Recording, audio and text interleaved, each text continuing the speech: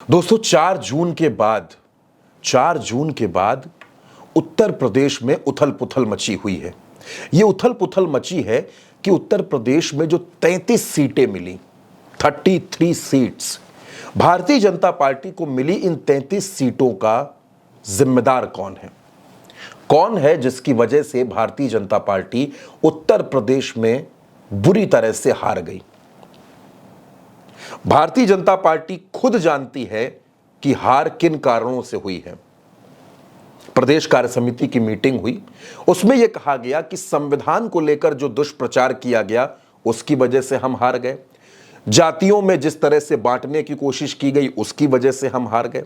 लेकिन जिस तरह से भितरघात हुआ, मोहनलालगंज के पूर्व सांसद कौशल किशोर जो इशारा कर रहे थे, बांदा चित्रकूट के नेता आर.के. पटेल जो इशारा कर रहे थे, सहारनपुर में राघव लखनपाल शर्मा जो इशारे कर रहे थे, उन इशारों को नजरअंदाज क्यों किया जा रहा है? क्या सिर्फ इस वजह से इग्नोर किया जा रहा है कि अगर भीतरघात की बात करेंगे तो कई किरदारों के चेहरे खुल जाएंगे और फिर यह खुल जाएगा कि इन किरदारों को कंट्रोल कौन कर रहा था, इनके ऊपर किसका हाथ था? उत्तर प्रदेश में एक तरफ यह उथल पुथल है कि भारतीय जनता पार्टी चुनाव हार गई और दूसरी तरफ यह माथापच्ची है कि हार का ठीकरा किस पर फोड़ा जाए। अब दोस्तों दो बातें समझिए। पहली बात कि अमित शाह और योगी आदित्यनाथ, इन दोनों के बीच के रिश्ते इतने ज्यादा उलझ गए हैं, इतने ज्यादा उलझ गए हैं कि ये अब जल्दी जल्दी सुलझने वाले नहीं हैं। नवंबर और अक्टूबर का जो महीना आ रहा है, यानी आने वाले अक्टूबर और नवंबर में झारखंड में, महाराष्ट्र में, हरियाणा में विधानसभा के चुनाव होने हैं और अगर बिहार में सब कुछ ठीक ठाक ना रहा तो बिहार में भी चुनाव होना है। अब अमित शाह ये सोच रहे हैं कि योगी आदित्यनाथ को हटाया कैसे जाए। जरूरी बात यह भी है कि अमित शाह सोच रहे हैं, वो अमित शाह और नरेंद्र मोदी ये सोच रहे हैं कि योगी आदित्यनाथ को कैसे हटाया जाए, जिनके लिए राज्यों में मुख्यमंत्री हटाना, रातों रात बदल देना कोई बड़ी बात नहीं है। दोस्तों आपके सामने हरियाणा का उदाहरण है, आपके सामने महाराष्ट्र की राजनीति इसका उदाहरण है और गुजरात तो सबसे बड़ा उदाहरण है जहां मुख्यमंत्री किश्तों में बदल दिए गए। राजस्थान में वसुंधरा राजे जैसे कद की नेता, छत्तीसगढ़ में रमन सिंह, मध्य प्रदेश में शिवराज सिंह चौहान और साउथ में येदियुरप्पा। जब भारतीय जनता पार्टी एक झटके में सरकार के चेहरों को बदल देती है तो फिर योगी आदित्यनाथ को हटाने में इतना मंथन क्यों करना पड़ रहा है? अब दोस्तों इसके पीछे भी दो वजह है। इसके पीछे वजह है कि योगी आदित्यनाथ ना तो भजनलाल शर्मा है, ना मोहन यादव है, ना विष्णुदेव साय है। योगी है। योगी आदित्यनाथ वो हैं जो उत्तर प्रदेश में मजबूती के साथ और दमखम के साथ सरकार चला रहे हैं। और दूसरी बात दोस्तों यह है कि योगी आदित्यनाथ को अगर आप हटा भी देंगे तो आपके पास विकल्प क्या है, ऑप्शन क्या है? योगी आदित्यनाथ की जगह कौन लेगा? योगी आदित्यनाथ की जगह केशव मौर्य, यह नाम बहुत पहले से चल रहा है, लेकिन अभी तक यह नाम तय नहीं हो सका कि योगी हटेंगे और केशव मौर्य बनेंगे, यह हो जाएगा। यह हो नहीं पाया। लेकिन दोस्तों यह तय है कि अमित शाह के मन में यह बात चल रही है कि योगी आदित्यनाथ को हटाया जाए। अब नवंबर से पहले हटाएंगे या नवंबर के बाद हटाएंगे, यह टाइमिंग सवालों में है, क्योंकि बीजेपी को यह लगता है कि योगी आदित्यनाथ का असर सिर्फ उत्तर प्रदेश नहीं, महाराष्ट्र में भी है, झारखंड में भी है, बंगाल में भी है, हरियाणा में भी है, बिहार में भी है।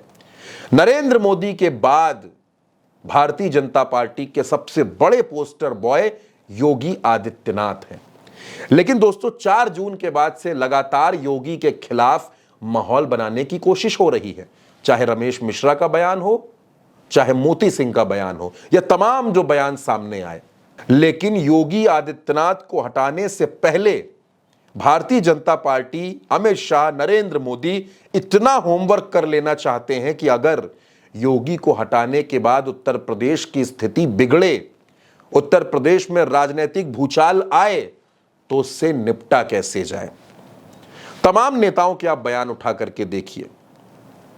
केशव मौर्य कहते हैं कि संगठन सरकार से बड़ा है। भूपेंद्र चौधरी हो, जेपी नड्डा हो, हर कोई कहता है कि अति आत्मविश्वास हुआ, कार्यकर्ताओं की अनदेखी हुई और उत्तर प्रदेश में यह नैरेटिव एक तरह से सेट हो चुका है। तमाम विधायक, तमाम मंत्री इस बात पर नाराजगी जता चुके हैं कि विधायक के फोन पर चौकी इंचार्ज काम नहीं करता, सांसद विधायक के फोन पर थानों में, तहसीलों में सुनवाई नहीं होती, सांसद विधायक ट्रांसफर पोस्टिंग नहीं करा सकते।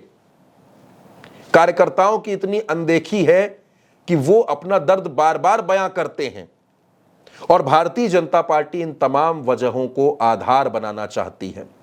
अमित शाह इन तमाम बातों को आधार बनाकर योगी आदित्यनाथ को कुर्सी से हटा देना चाहते हैं।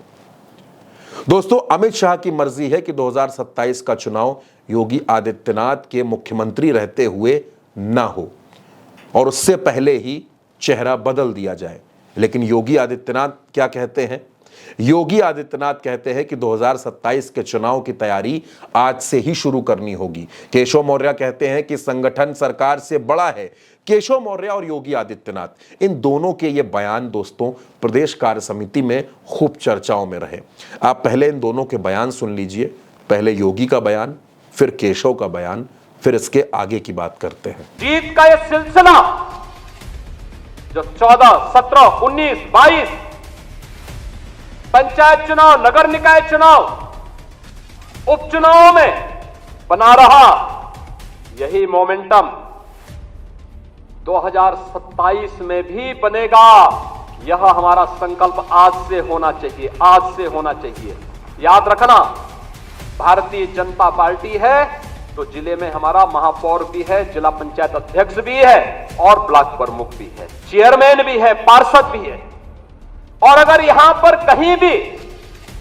कहीं कोई खरोंच आता है तो वहां उसके असर वहां पर भी पड़ने वाला है और इसीलिए अभी से इसकी तैयारी में जुटना होगा, एक एक व्यक्ति को जुटना पड़ेगा।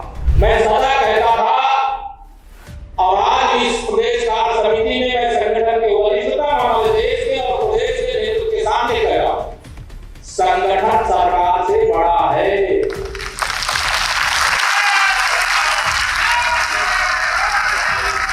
संगठन से बड़ा कोई नहीं होता है। संगठन सरकार से बड़ा है, बड़ा था, बड़ा रहेगा। दोस्तों, ये दोनों बयान आपने सुने और दोनों बयानों को सुनने के बाद आपके मस्तिष्क में, आपके दिमाग में और आपकी नजरों के सामने उत्तर प्रदेश की राजनीति की एक बड़ी तस्वीर साफ हो गई होगी कि किस तरह से सामंजस्य की कमी है और किस तरह से ठीकरा एक दूसरे पर फोड़ा जा रहा है। अब दोस्तों, अमित शाह का कैंप यह कहता है कि कार्यकर्ताओं की अनदेखी उत्तर प्रदेश में भाजपा की सरकार कर रही है। योगी आदित्यनाथ का कैंप यह कहता है कि जब योगी आदित्यनाथ की मर्जी से टिकट ही नहीं बांटे गए, उनकी चलने नहीं दी गई, तो फिर हार की जिम्मेदारी उनकी कैसे हो गई। जब उत्तर प्रदेश के मुख्यमंत्री अपनी मर्जी से एक कैबिनेट सेक्रेटरी नहीं रख सकते, उत्तर प्रदेश में एक परमानेंट डीजीपी नहीं रख सकते, इतनी बंदिशों के बीच में सरकार चल रही है और ऊपर से दिल्ली दरबार का प्रेशर है, अमित शाह का कैंप यूपी में एक्टिव है और उन सब के बीच योगी आदित्यनाथ पर हार का ठीकरा फोड़ने की तैयारी हो रही है। दोस्तों, तैयारी बहुत अंदर अंदर थी, लेकिन प्रदेश कार्य समिति की मीटिंग के बाद यह तैयारी खुलकर आ गई है और यह पता चलने लगा है कि उत्तर प्रदेश में बहुत जल्द बहुत बड़ा बदलाव देखने को मिलेगा। हो सकता है कि नवंबर से पहले या नवंबर के बाद, यानी 2024 खत्म होते होते योगी आदित्यनाथ उत्तर प्रदेश में मुख्यमंत्री ना रहें, लेकिन भारतीय जनता पार्टी, अमित शाह, नरेंद्र मोदी, इनके सामने मुश्किल यह है कि योगी आदित्यनाथ को हटाएं कैसे। अब दोस्तों, इंटरनल सोर्सेस तो यह भी बताते हैं कि योगी आदित्यनाथ के साथ संघ खड़ा हो गया है। संघ पूरी ताकत के साथ बाबा के पीछे खड़ा है और जेपी नड्डा के बयान के बाद से संघ अमित शाह, नरेंद्र मोदी और नड्डा से बेहद नाराज है।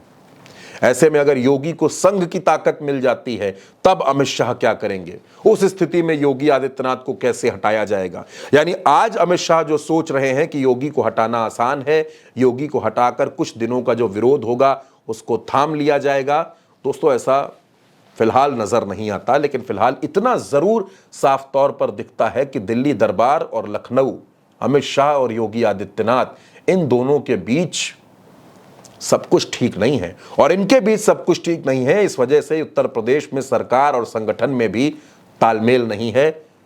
सब कुछ ठीक ठाक उत्तर प्रदेश में चल नहीं पा रहा। अब कहा तो यह भी जा रहा है कि 10 विधानसभा सीटों का उपचुनाव योगी आदित्यनाथ के लिए लिटमस टेस्ट होगा।